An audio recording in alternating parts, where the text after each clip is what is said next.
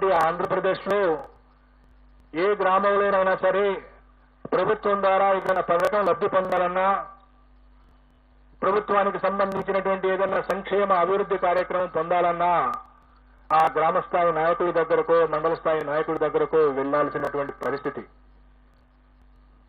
ఈ వాలంటీర్ వ్యవస్థ ద్వారా ఆ పరిస్థితి నుండి మార్పు తీసుకొచ్చినటువంటి వైరాన్ని ఈ రాష్ట్ర ప్రజలు అభినందించారు. ఏ ప్రభుత్వ పథకం కావాలన్నా, ఏ ప్రభుత్వానికి సంబంధించినటువంటి ప్రయోజనం జరగాలన్నా వాలంటీరే ఇంటి దగ్గరకు వచ్చి సేవలు అందించేటువంటి ఒక వినూత్న కార్యక్రమం ఈ రాష్ట్ర ప్రజల్లో ఆత్మగౌరవం పెంచింది అనడానికి ఏమాత్రం సందేహం లేదు.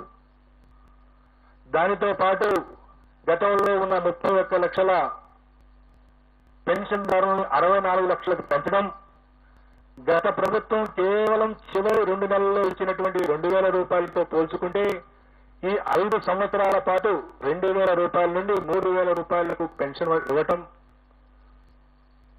దీంతో పాటు గ్రామ సచివాలయ వ్యవస్థ ద్వారా అనేక రకాల ప్రభుత్వ ప్రయోజనాలను మన గ్రామం వద్దకే తీసుకొచ్చారనేటువంటి భావన గ్రామీణ ప్రాంత ప్రజల్లో పెరగటం, వీటన్నిటికి మించి ప్రతి 2 నెలలకు 3 నెలలకు మహిళల ఖాతాల్లో ప్రభుత్వం జమ చేస్తున్నటువంటి వేలాది రూపాయలు గ్రామీణ ఆర్థిక వ్యవస్థ విషయంలో గ్రామీణ ప్రజానికం ఆర్థికంగా వారికి వెసులుబాటు కల్పించే విషయంలో ఈ ప్రభుత్వం విజయం సాధించింది. ఈ ప్రభుత్వానికి సుమారుగా 56% మంది మహిళలు తిరిగి ఎన్నుకోవడానికి మొన్న ఓటు వేశారు.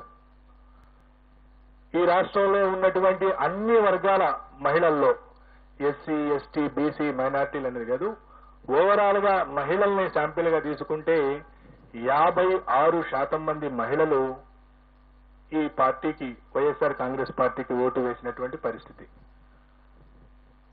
కేవలం 42% మంది మాత్రమే తెలుగుదేశం పార్టీ కూటమికి మహిళల్లో ఓటు పడింది. అలాగే పురుషుల్లో ఎన్డీఏ కూటమి ఆధిక్యత సాధించింది. సుమారుగా మహిళల్లో 13 నుండి 14% వైఎస్ఆర్ కాంగ్రెస్ పార్టీ ఆధిక్యత సాధిస్తే పురుషుల్లో వైఎస్ఆర్ కాంగ్రెస్ పార్టీ కేవలం 45.35% పరిమితమైంది. తెలుగుదేశం కూటమి 51.56%, అంటే సుమారుగా 6% మగవాళ్లలో తెలుగుదేశం పార్టీకి ఓట్లు ఎక్కువ పట్టడం మనం చూశాం. ఒకవైపు రాష్ట్రంలో మహిళల సంఖ్య ఎక్కువగా ఉండటం, మొన్న జరిగిన ఎన్నికల్లో 4,78,000 ఓట్లు, సుమారుగా 1.43% మంది మహిళలు పురుషుల కంటే అదనంగా ఓటు వేయటం, ఆ అదనంగా ఓటు వేసినటువంటి మహిళల్లో సుమారుగా 56% మంది వైఎస్ఆర్ కాంగ్రెస్ పార్టీకి ఓటు వేయడంతో పాటుగా వైఎస్ఆర్ కాంగ్రెస్ పార్టీకి వెన్నుదన్నుగా నిలిచినటువంటి ఎస్సీ, ఎస్టీ, మైనారిటీ వర్గాలతో పాటుగా ఈ గత 4 ఏళ్లుగా ఈ ప్రభుత్వం అనుసరించినటువంటి అనేక అభివృద్ధి, గ్రామీణ ప్రాంతాల్లో అభివృద్ధి, అలాగే సంక్షేమ కార్యక్రమాలు, డైరెక్ట్ బెనిఫిట్ స్కీమ్స్ కారణంగా బీసీలలో కూడా వైఎస్ఆర్ కాంగ్రెస్ పార్టీ గణనీయమైనటువంటి ఓట్లు సాధించింది. ఈ విధంగా తనకున్నటువంటి ఓటు బ్యాంకును కాపాడుకుంటూ కొత్తగా బీసీలలో ఓటు బ్యాంకుని చేర్చడం ద్వారా, మహిళల్లో తన ఓటు బ్యాంకును పెంచుకోవడం ద్వారా వైఎస్ఆర్ కాంగ్రెస్ పార్టీ ఈ రోజు తిరిగి రాష్ట్రంలో మరొకసారి అధికారంలోకి రాబోతా ఉంది. వైఎస్ఆర్ కాంగ్రెస్ పార్టీ ఆంధ్రప్రదేశ్ లో మే 13వ తేదీన జరిగినటువంటి ఎన్నికల్లో 49.41% ఓట్లను సాధించి 94 నుండి 104 అసెంబ్లీ స్థానాల్లో గెలవబోతా ఉంది.